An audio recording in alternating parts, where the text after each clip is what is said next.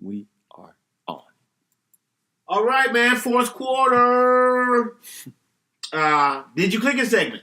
Did you click it? So you know what it is. Like I said, we peruse the internet and we bring some stuff, man, and we start talking about it. Yeah. A lot of times the internet, they'll give you, what do they call it? Clickbait. Yeah, man. Think you're going to read something nice and juicy, and it's air. Yeah. Nothing. Terrible. Less than nothing. So you got to be choosy, right? Yeah, and sometimes you get got. So hell, I think more often than not. Yeah, that's the purpose of did you click it? Yeah. Because if nothing else, you click it sometimes and they want you to pay for it. Right. To read it. Like, come on, man. All kind of stuff out there. All right. So anyway, you said you had a story on the Lakers? I did. All right, what you got? So, report. Mm-hmm. Lakers refused to trade Josh Hart and Trevor Ariza deal. Lakers refused to trade Josh Hart in the Trevor Ariza deal. Like, they had a chance to get Trevor Ariza, who ended up going to Washington. Okay. Did you click it? Yeah, I clicked that. And? I can't believe they wouldn't trade Josh Hart for Trevor Ariza. Was it straight up? It didn't really get into any other details other than that it was surrounding Josh Hart. That would have been the biggest piece there. Yeah, no, is he a rookie, Josh Hart? No, he's like a second or third year player. Okay, he's pretty good, don't get me wrong. He's on up and come. But Trevor Ariza is kind of good. I guess he doesn't fit their timetable because he's on a 1-year deal. They're not really realistically going to compete for a title this year, so might as well not, I guess. But just saying, man. All right. I guess I don't know. I don't know Hart. I like Josh Hart, but not like that. I don't know his game other than I hear a lot.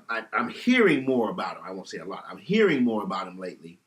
And I'll buy your argument that they're definitely not looking to win this year. They've as much said it. LeBron said it. Magic said it. Yeah, they got a timetable. They're just trying to save those young cats. So I guess they'll figure when it's time they can get an Ariza, if not Ariza, right when it's time. Or Josh Hart may be Ariza like by then. Yeah. So I'm grown into that position. Okay, so nice story. So you said you had one on the 4-point play. What? The 4-point play. Oh, there's no such thing. Yes, this is true. Uh-huh. But I saw an article that said, let's see, Bucks 76ers and other teams practicing with the 4-point line to improve spacing instincts. Yeah. Did you click it? I clicked it. Where did that come from? This one came from NBC Sports, Kurt Helen. Okay. And I also saw one that piggybacked on that one on ESPN called How the 4-Point Line and Other Court Markings Are Changing the NBA. So I read both of those because the first one was interesting and the second one kind of piggybacked on that. In that a lot of these teams, in an attempt to find or create space, are making these 4-point lines on their practice courts as a way of guiding players to where they want them to go within the offense. And, apparently they talk much about the Hawks who are doing it right now. Yeah. I mean, really, the article was mostly on the NBC Sports one was mostly about Trey. But, because the Hawks suck, they said Bucks and 76ers in the headline. Okay. So I feel that. But basically, Lloyd Pierce, the Atlanta Hawks coach, is saying spacing changes the whole game. And so I read that one. It was mainly about what the Hawks are doing and a couple other teams, like it said. And then over at ESPN, it's really showing how many teams, like all of them, are really getting into this. And it's changing the whole way the game is played, as we know. But cats are really looking to spread the floor and just let this 3-ball fly. Oh, and yeah? It's only a matter of time, probably, till there's legitimately a 4-point line. You think they do it? I think so. I think they should do it. Forget will it, should they? Like, would you like it? Kind of. I wouldn't be opposed to it. A little more excitement? A little bit. I mean, a little bit. But, well, I don't know. I guess, I mean, I'm like you. Why would you dislike a 4-point? Yeah. Especially if you, it can't, the current NBA line is what, 24-ish feet maybe? I think it's like 27. 27? So to get an extra point, Where? 30? 30. 31? Yeah, whatever. I mean, it's only a matter of time before it's like a 5-point play if that's the case. A 5-point shot. Like on the other side. I mean, Steph takes those scores from the other side successfully. That's a 5er. Yeah, it's a 5er. 4-point play. 4-point shot. So I also sent you an article, or showed you an article, I guess I'll say, about from 538. Mm-hmm. About it basically said that Houston, everyone's playing like Houston, right. And Houston now they're behind the curve when they were way ahead of the curve before on basically shot and shooting efficiency, right? And what the league now considers an efficient shot, right? And basically it's either 3-point line or layup. Or in the restricted zone. Yeah. Wow. And so, that's how it tied in because it's basically talking about how teams are practicing. They're practicing to get up more threes like Houston does. Yeah. And so, consequently, Houston was really leading the league in that way, and now they're kind of averaging. These other teams are catching on quickly. Mm-hmm. Mm-hmm. Yeah. So, that's all I have with that. No, that's interesting, and we'd like to see. I'd like to see if one day there was a 4-point line, but. So, you have one on KD? Actually, I had 2 on KD. One I sent you. Durantula. And it was titled Rumor, which I don't like. Uh-huh. And it's from Ryan Windhorst. I read good stuff, though, man. Yeah, he's an insider. Yeah. He's an insider. And the rumors, it says Kawhi Leonard holds grudge over Kevin Durant's system player remark. Uh-huh. Now, did you click it? Absolutely. I did. Only because I felt some type of way myself about that, and I'm not even named Kawhi Leonard. And so why wouldn't he be? Mm-hmm. Now, basically, the story was citing Windhorst. He was citing a friend that's someone that's friendly with Kawhi. Mm-hmm. And in the article, he says, I'll read Windhorst, basically. Here's Windhorst. I was talking to someone about that comment, about the comment. Right. Someone who knows Kawhi. And I'm just going to give the qualifier here that who really knows Kawhi? I mean, very few people. Certainly, I'm not saying that this is some sort of insight that is dazzling, but from what I understand, when Kawhi heard that quote that he was a system player, it really pissed him off, and that's one of the things that will carry with him. Mm. And so, to me, I'm like, how would that not? You're saying that I'm not a hooper, and not even just saying it, you're saying it to some random fan. Like, come on, bruh. Because, like, matter of fact, a couple of years ago, even if someone gives you that, come on, bruh, you know what that means. Like, come on, bruh. Mm-hmm. So, there's no way that he didn't take that some type of way. Absolutely. Absolutely. So now, the article really was about, not really was about, it was about that, but it was also saying whether or not, because there's speculation whether or not, we talked about last week, those teams would team up and play somewhere together. Right. Namely, the Clippers. Right. Because they've been invited, for sure, and stalked at this point by the Clippers.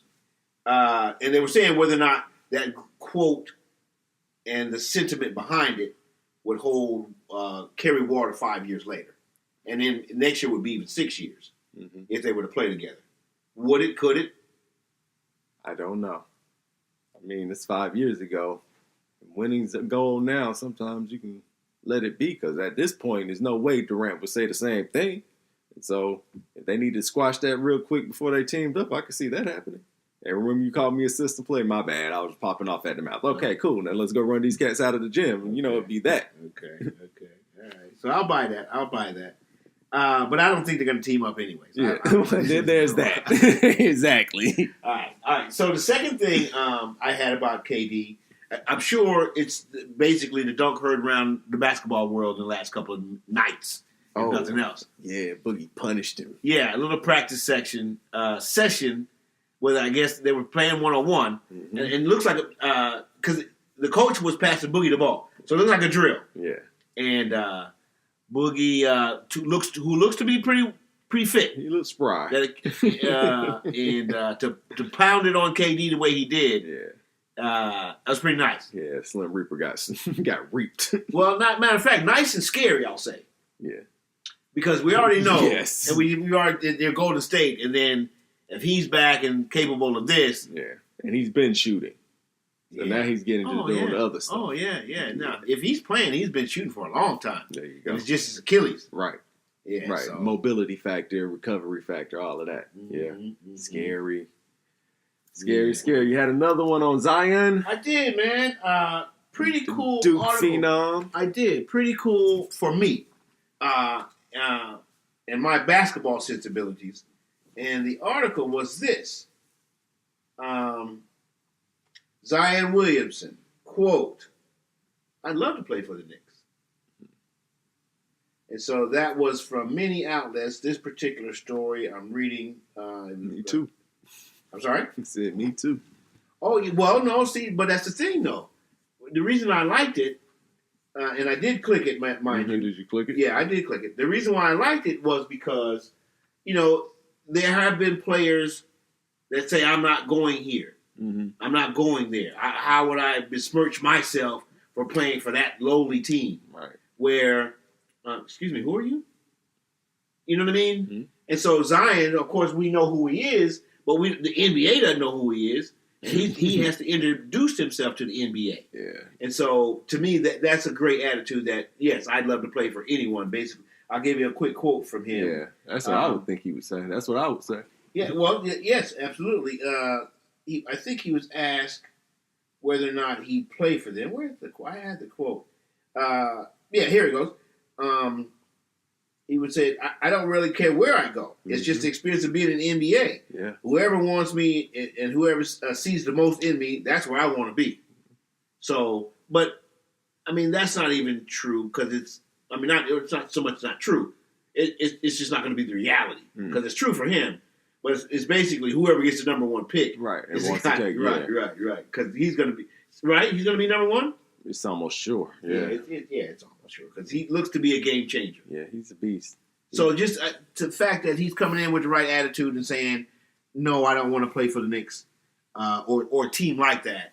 I want to play. I just want to be in the NBA and then go from there. I think that's Unicorn's not going to play this year, is he? Yeah, it doesn't look like it. Man. No, it doesn't look like it. See, that's what I mean. Here's a guy that is playing for the Knicks and doesn't want to play for the Knicks. So that's why I say big ups for him to saying, yeah, I'll play that. I'll play anyway. Yeah, go get your NBA cred up. All right, man. That's 12 minutes, a little plus of the Did You Click It segment of the Doc and GM NBA recap. First quarter, we did what? Western Conference breakdown. Second quarter, Eastern Conference. East. We had some crazy news with LeBron. Yeah. And KD being dunked on in the third quarter. We had some milestones by some shooters. And then we just had this quarter of the Did You Click It segment, man. Next week, I'm sure we're looking to do it again. Yeah. Where are we, on YouTube? Absolutely. What are they supposed to do with that? Like, subscribe, comment, and all that good stuff, right? Thumbs up it, subscribe. Can they not share it? Share it. Absolutely. That's the big thing. Yeah. And as we mentioned, comments would be cool. Heck yeah, critique it. Clowns, great job, whatever. Yeah, we'll take it. Because we're going to be back next week anyways. But, But let us know what you're thinking.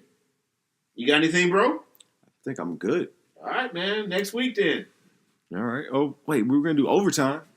All right. What was that on just two little tidbits. We had talked about the G League in the news that you could use segment. Uh-huh. And there were two just little small tidbits. You had mentioned it would be good.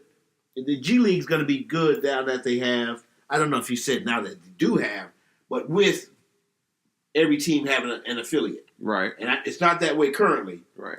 But it's getting close. 2022, that will be the case. Uh-huh.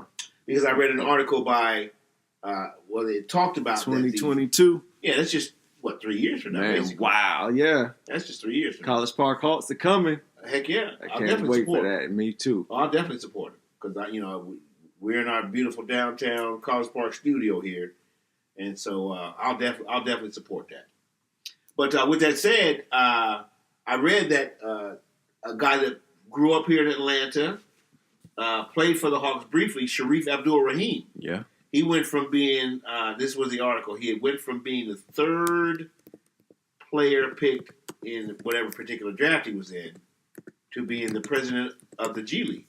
Check that out. Shout out to Sharif. Heck yeah, nothing wrong with that. I know him. Matter of fact, he gave me tickets once for when a couple of years, no, like it's not a couple of years ago, many years back, 10, 15, where the NBA All-Star game was here. Mm-hmm. And I ended up going to the, what did I go to? The rookie, I think it was rookie-sophomore game during that time.